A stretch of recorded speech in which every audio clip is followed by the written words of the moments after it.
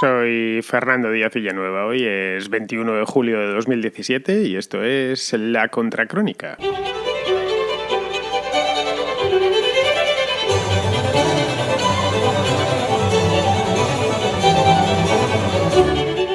La oposición venezolana está imparable.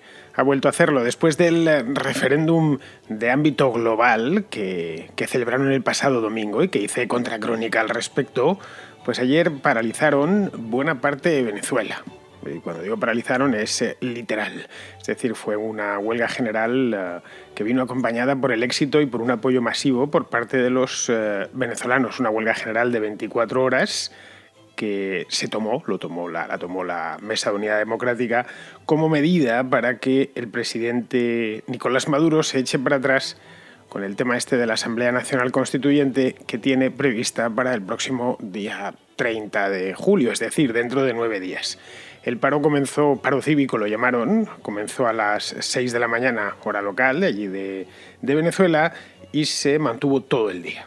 Solo alterado por algunas manifestaciones que fueron reprimidas oportunamente y con bastante furia, por cierto, por la Guardia Nacional Bolivariana. Pero ya nada de lo que llegue de Venezuela en todo lo relativo a represión ni nos asusta ni nos sorprende. Maduro está, y esto es un hecho, cada vez más solo cada día que pasa.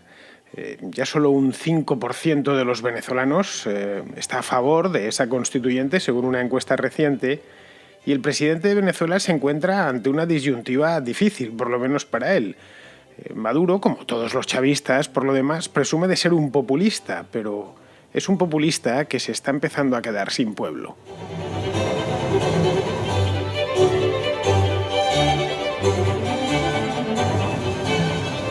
Anduve ayer mirando unas cuantas contracrónicas antiguas sobre Venezuela. Estaba clasificándolas un poco a ver qué temas había tratado, cómo lo había venido tratando durante los últimos meses, en concreto desde el pasado mes de diciembre. Estaba echando un vistazo y dije, una cosa que me llamó la atención, evidentemente no me las escuché, pero sí mirando las introducciones, dije, ¿cómo ha cambiado la cosa en Venezuela desde el mes de enero?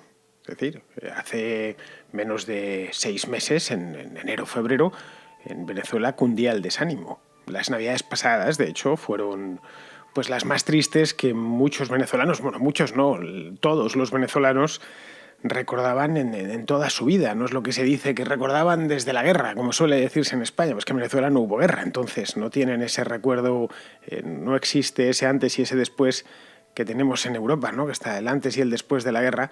Pues en los tiempos de la guerra civil o la guerra mundial en Venezuela fueron muy prósperos, luego su peor momento lo están atravesando ahora, en una palabra.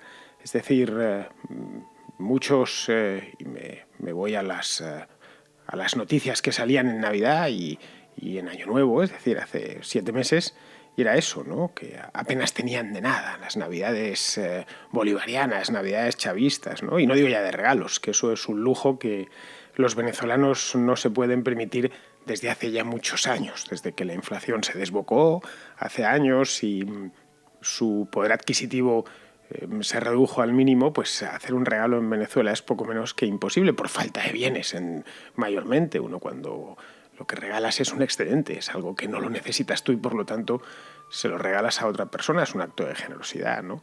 Bien, cuando no tienes de nada, cuando no tienes para comer, evidentemente no estás para regalar nada, estás para que te regalen en todo caso, ¿no?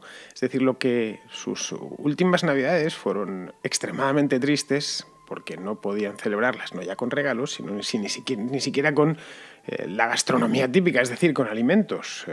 Hay un plato que se toma mucho en Navidades en Venezuela que se llama hallaca. Pues este es un plato tradicional, es habitual de la Navidad, y pues algo así, qué sé yo, como en España el pavo, una cosa así, que es un plato muy humilde, se hace con harina de maíz, ¿no? Que la envuelven en una hoja. Bueno, pues una humildísima hallaca se convirtió durante las pasadas Navidades en un lujo asiático para los venezolanos. Aparte de eso, tampoco tenían medicinas, es decir, el panorama navideño del mes de diciembre de 2016, podríamos llamarlo las Navidades del descontento. Bueno, pues es que las fueron literalmente. Bien, pues lo peor de entonces, de hace 6-7 meses, no era ya la falta de todo, que siguen sin tenerlo, no es que lo hayan recuperado, sino que no tenían esperanza. Porque el que tiene esperanza, a fin de cuentas, lo tiene todo. Cuando no, pues el último que se pierde o que se debe perder siempre es la esperanza. Bueno, pues los venezolanos de hace 6-7 meses habían perdido la esperanza. Si nos fijamos ahora, en el mes de julio, vemos que como se ha dado la tortilla, se ha dado la vuelta, ¿no? Decía el otro día que la oposición ha retomado la iniciativa y que la ha retomado por primera vez en 20 años. Es decir, que esto de que lleven la voz cantante es algo que no se había visto, quizá un poco al principio del chavismo, los orígenes, pero a raíz del propio régimen chavista, que en sí llevaba desde su propia concepción, llevaba la semilla del autoritarismo y la dictadura, más los errores que cometió la oposición, que también fueron muchos, durante muchísimos años, pues el resultado es que iban a remolque, ¿no? Como os comentaba, ¿no? Bien, pues lo que nos encontramos ahora es la situación radicalmente inversa. Visto lo de ayer, de hecho, yo lo confirmo lo que dije el otro día de que la oposición va por todas. Y va por todas. Lo del domingo y lo de este jueves nos lo vienen a decir así. Va por todas y no piensa dar ni un paso atrás. Está capitalizando el entusiasmo popular, ese entusiasmo popular que un día perteneció exclusivamente a los chavistas. Es decir, hoy son ellos los portadores del mensaje y en una sociedad es importante ser el portador del mensaje, ser el dueño del mensaje. Los populistas lo supieron desde el primer momento, mejor dicho, los chavistas. Ya sabéis que la palabra populista me gusta poco emplearla porque significa lo que uno quiera que significa. Entonces, al final es de estas palabras que han quedado tan encanalladas y tan sucias, lo he comentado en más de una ocasión, que emplearla es, cuando dices populismo, ¿a qué te estás refiriendo exactamente? En este caso vamos a llamarlo con el nombre propio, del que ellos además se precian de llamarlo así, que es chavismo. Pues el chavismo ha dejado de portar el mensaje 20 años después. Al final, el refrán este que dice no hay mal que 100 años dure, pues en este caso es un mal que no ha durado no ya 100 años, sino que no ha durado solo 20 años. Y si os fijáis, tan solo le ha hecho falta a la oposición plantarse y decir basta, hasta aquí hemos llegado. Es cierto que lo han hecho en un momento adecuado, lo habían hecho en el pasado, pero no había funcionado, no se había encendido la chispa.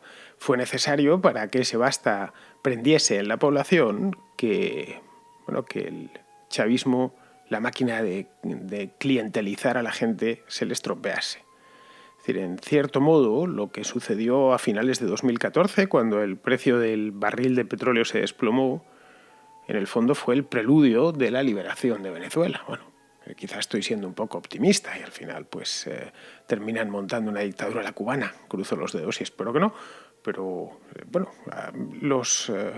las situaciones son diferentes. No tiene por qué suceder lo mismo en Venezuela que ahora que sucedió en Cuba en los años 60. Pero vamos, que la bajada del precio del petróleo, el propio sistema que había montado el chavismo, la economía chavista era insostenible con un barril por debajo de los $100. Esta es la cruda realidad, ¿no? Con una coyuntura económica diferente en el mundo, pues el sistema era poco menos que inviable, como se ha terminado viendo. Al final a mucha gente la tenían agarrada por las misiones, las bolsas de alimentos, las bolsas CLAP que llaman en Venezuela y cosas así.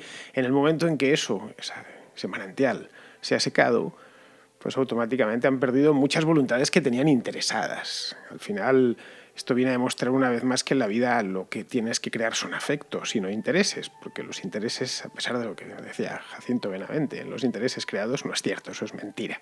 En la vida hay que crear afectos porque es lo moralmente aceptable y porque además los intereses duran lo que dura el dinero. El chavismo, que había creado afectos en origen, terminó creando intereses y conforme se le acabó el dinero en el bolsillo, esos intereses se han terminado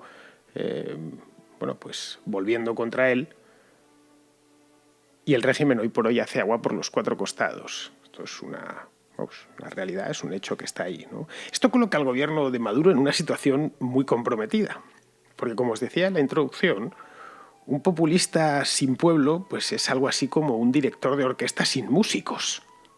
Puede mover las manos, mover la batuta y hacer aspavientos todos los que quiera, pero ni una sola nota musical brotará del foso. Sí, parecerá un loco, ¿no? Dirigiendo una orquesta inexistente. Y a Nicolás Maduro ya apenas le quedan músicos. De hecho, lo que estamos viendo, especialmente en el último mes, no es ya que a la oposición le esté saliendo todo bien, que le está saliendo todo bien, esa es la realidad. Es que a Maduro le sale todo mal, tanto en el plano interno, como de la política interna, como en el plano económico, como en el plano de política exterior. Mañana se va a reunir el Mercosur en Mendoza, en Argentina, y le van a tirar de las orejas otra vez. La enésima tirada de orejas que va a tener Maduro este año por parte de líderes internacionales. Y el chavismo, como el castrismo, siempre se construyó muy de cara al exterior. El prestigio lo era todo. Fijaos, los Castro todavía lo mantienen en una parte, a pesar de que han desbaratado Cuba en los últimos 60 años. Bien, que a la oposición le estén saliendo las cosas bien, pues habrá que reconocérselo a sus líderes y sobre todo a los propios venezolanos que salen a la calle, pero que Maduro salgan todas mal, una parte obviamente viene del sistema que él gestiona, que es un sistema averiado, que es un error per se, y la otra pues a que es proverbialmente torpe. Es probablemente el presidente de Venezuela más torpe de su historia. Ya puede Venezuela durar 1000 años que se recordará Nicolás Maduro como el presidente más torpe de la República. A pesar de todo lo que ha venido sucediendo, ha seguido reprimiendo a los manifestantes en la calle, con más saña si cabe, en los últimos 3 meses. Y los medios oficialistas, que son casi todos hoy por hoy, pues llevan meses pintando una Venezuela en un jamás que solo existe en las ensoñaciones de la casta bolivariana. Esto hace no mucho, en Twitter lo veía, un tipo colgaba un vídeo, ¿no?, desde un apartamento en Caracas, afuera había montada una de 3 pares de narices, policía pegando botes de humo tal, y él estaba en su apartamento, estaba grabando con el teléfono, y salió un plano de la calle, aquello era la Guerra Mundial, y entraba de nuevo con el teléfono en casa, y en la televisión se veía pues a unos bailando la salsa o un baile caribeño de estos. Creo que era, si mal no recuerdo, el propio Maduro bailando con la Celia Flores esta, con su mujer. Bien, decía, esto es la Venezuela real y la Venezuela oficial total y absolutamente divorciadas. Este vídeo que os digo lo vi hace mes y medio, una cosa así, se me quedó grabado, ¿no? Hace un par de meses, una encuesta que encargó la Universidad Andrés Bello, que es una universidad católica de Caracas, prestigiosa por lo demás.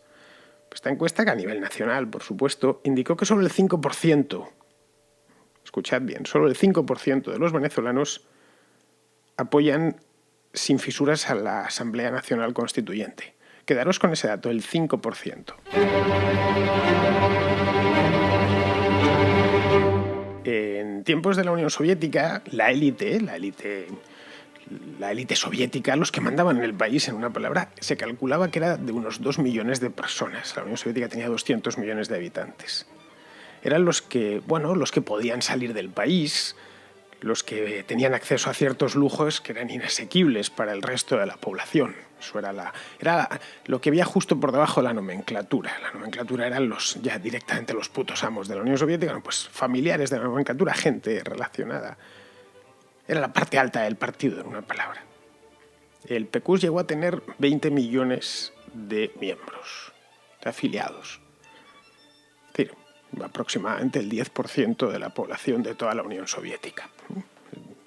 Entrar en el PQS no era tan fácil. Uno podía solicitar el ingreso, pero eso no significaba ni muchísimo menos que le aceptasen, ¿no? Tenía que hacer méritos.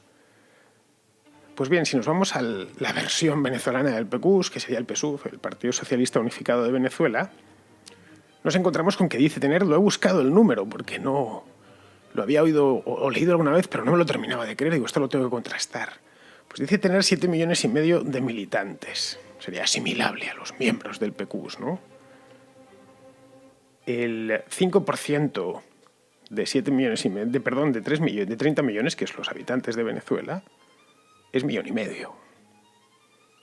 Luego lo que nos encontramos es que, que solo una fracción mínima, por lo demás, los militantes del Partido Socialista Unificado de Venezuela apoyan su asamblea constituyente. Yo que Nicolás Maduro, yo que Diosdado Cabello, yo que Tarek El Aissami, yo que Vladimir Padrino empezaría a preocuparme. Y realmente es muy poca gente. Es realmente poca gente. Estamos hablando, ya digo, de 1,5 millones. Pues bien, con un apoyo tan magro, quieren sacar adelante la constituyente. Así, de simple. Podemos resumirlo todo en ese titular. Y es por eso que lo han hecho mediante este procedimiento indirecto, que es como se va a votar esta asamblea. Esto no va a ser por sufragio universal, como ya expliqué en su momento, ni nada parecido.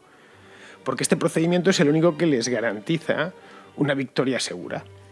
Una victoria segura para ese 5%, como es lógico. No para los venezolanos, ni para Venezuela, ni nada por el estilo. Es una asamblea montada por y para ese 5%, que es como el famoso 2% de los soviéticos, los que mandan en el país. Los que tienen, los que están enchufados a las instituciones, a PDVSA y demás.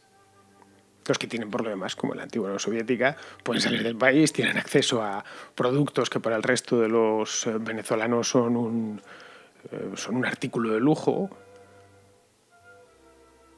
Este sería el final del camino, o el final de un camino, vamos a cambiar el artículo, que empezó a recorrer Maduro hace ya cosa de un año.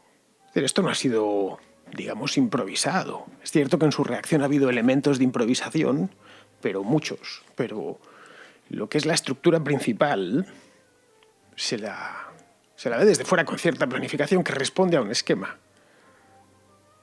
Hace un año empezó ya a achicar espacios a la oposición, que no se pudiese esconder en ningún lado. Es decir, aprendió de las elecciones legislativas de diciembre de 2015, que es cuando perdió la Asamblea Nacional.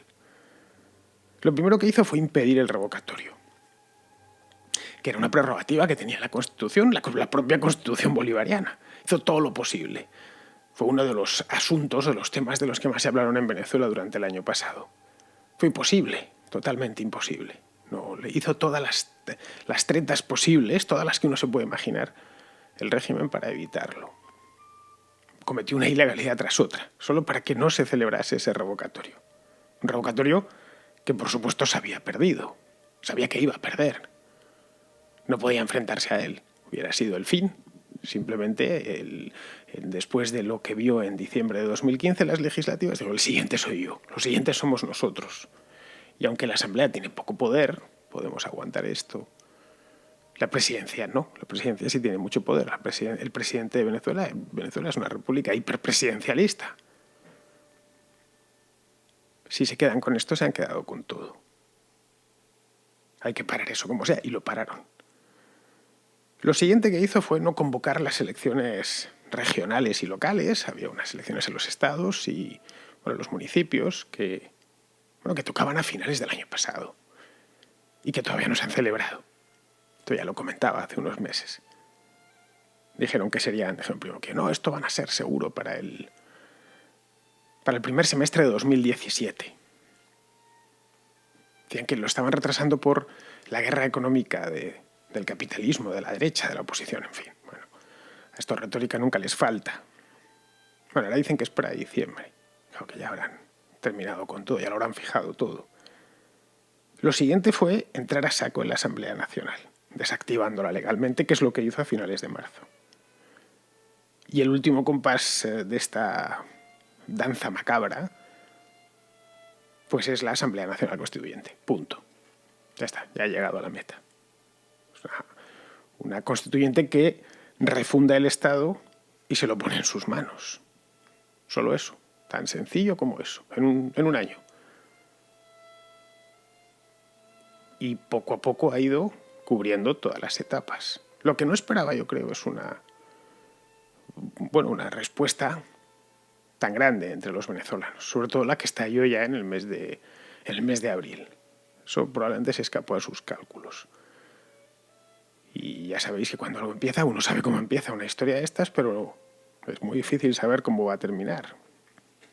Y más cuando te están matando en la calle, como es el caso, ¿no?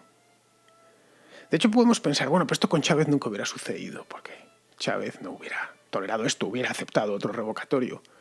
No, Chávez aceptó el revocatorio de 2004 porque sabía que lo iba a ganar. Este tampoco lo hubiese aceptado. Chávez le gustaba la Asamblea Nacional porque la controlaba él. De hecho, esto de Maduro es la evolución natural del chavismo,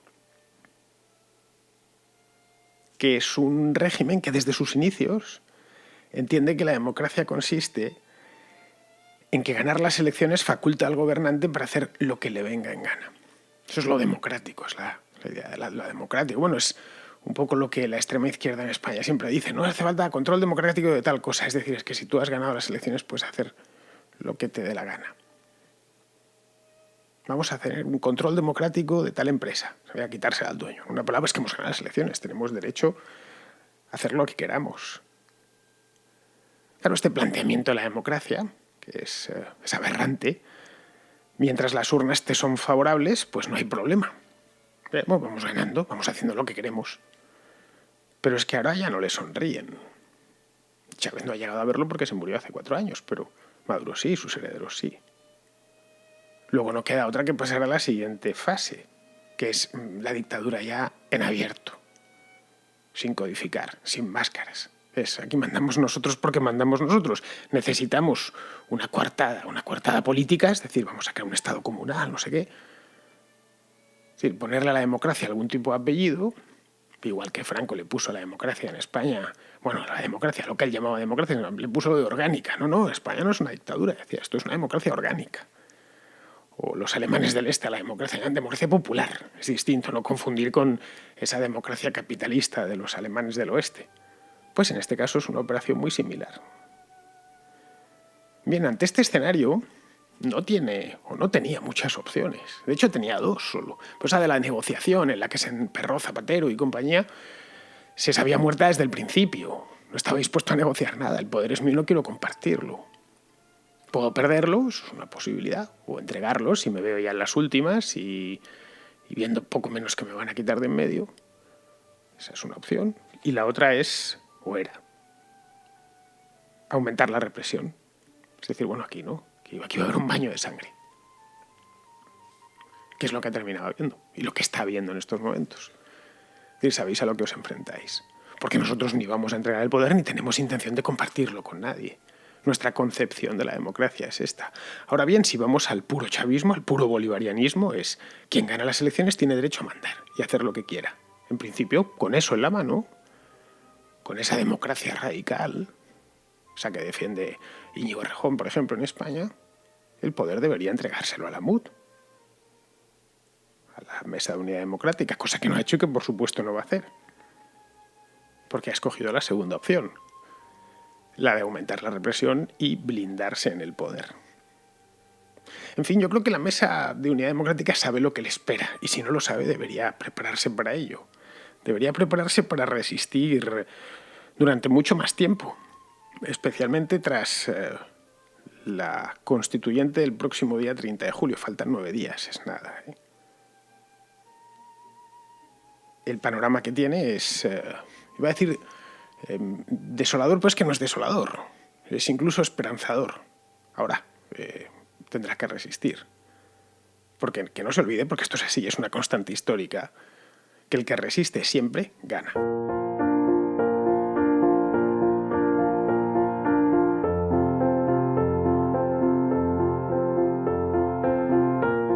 Alejandro, que es un oyente de Sevilla, nos quiere transmitir una reflexión sobre la corrupción en Andalucía. Te mando este audio porque quería que trataras en la contracrónica un tema que a mí me preocupa especialmente.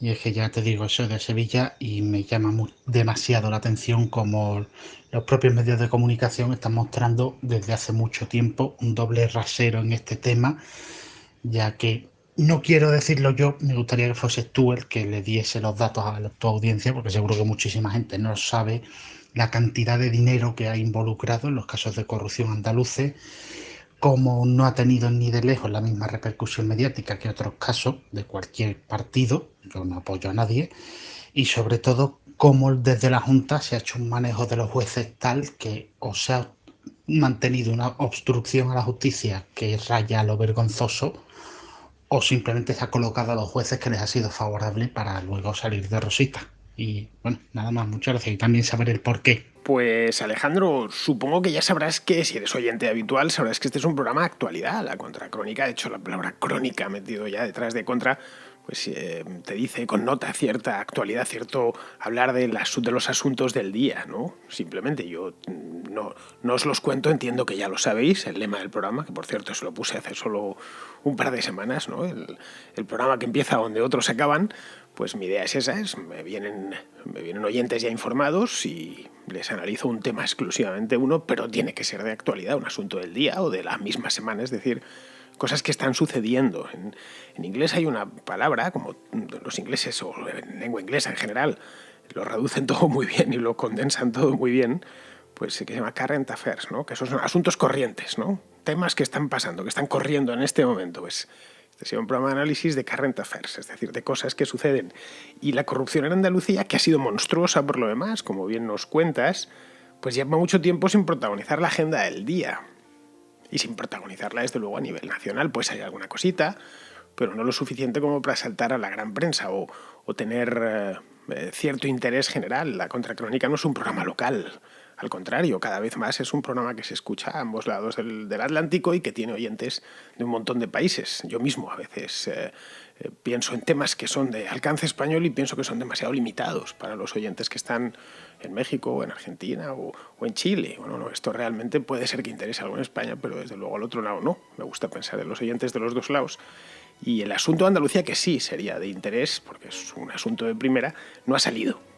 No ha salido nada, por lo menos desde que yo empecé el programa, que esto fue en febrero de 2016. Es un asunto que lo he tocado alguna vez de manera tangencial, pero no ha habido una gran historia como si hemos tenido, por ejemplo, las historias de Ignacio González hace no mucho, en abril, o, bueno, en general, el calvario judicial del Partido Popular. También he tratado la corrupción en Brasil hace no mucho. De hecho, he estado con lo de Lula, también estuve con Temer hace unos meses. El año pasado, en agosto, estuve tratando la destitución de Dilma Rousseff, también he tratado Argentina, etcétera, y México, por supuesto, pero vamos, esto Andalucía no ha agarrado tracción. Las razones las conozco. No hace falta que me las recuerdes porque más o menos las sé. También es cierto que los grandes asuntos, como los de los seres, ya son un poco antiguos, aunque es como lo de Gürtel, ¿no? Que se han quedado un poco antiguos en el tiempo.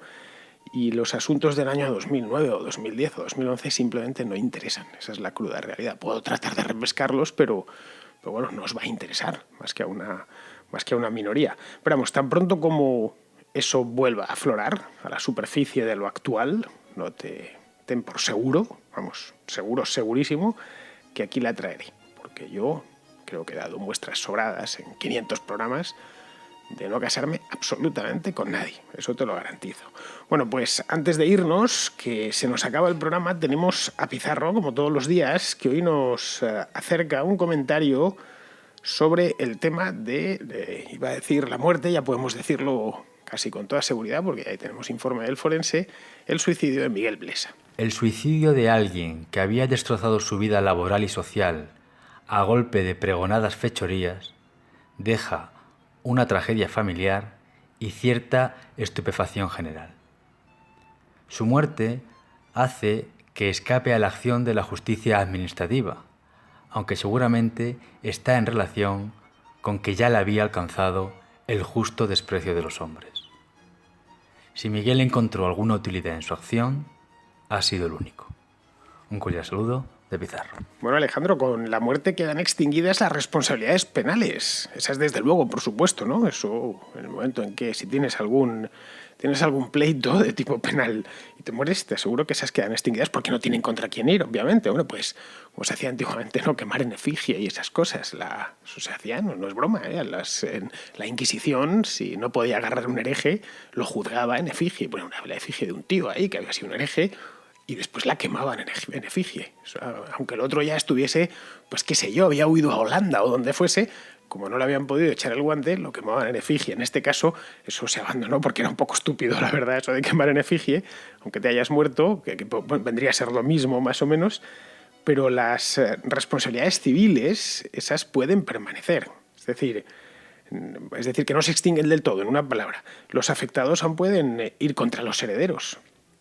tienen esa posibilidad. Es decir, si a Blesa le estaban reclamando X cantidad de dinero y tiene con qué devolverlo, tiene activos que respalden eso, o tenía, pues ya no está entre nosotros, pues los que la acusación puede ir contra los herederos. En este caso, los herederos pues son su mujer, su viuda y su hija.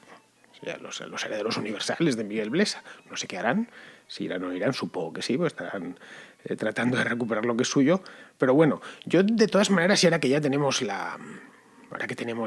informe del forense del que os hablaba ayer, creo que, como recordaréis, si escuchasteis el programa, dije que la tesis más sólida era la del suicidio, que no tanto por la parte forense, que desconocía en aquel momento, no sabía, bueno, aunque hubiera visto yo al muerto, tampoco sabría de cómo ha muerto, porque no soy médico forense, pero vamos, estudiando lo que estaba alrededor y el modo en que se había producido la muerte, todo indicaba que había sido un suicidio, y más conociendo un poco, pues lo que tenía por delante y sobre todo lo que tenía por detrás. No lo sé, hoy lo hablaba con un amigo y me comentaba que no crees que ha podido hacerlo porque no tenía claro que al final tuviese que ingresar en prisión, que eso yo creo que podría haberlo aguantado, sino como el hecho que fueran contra su patrimonio y que se quedase pues su mujer en la calle, que es una posibilidad.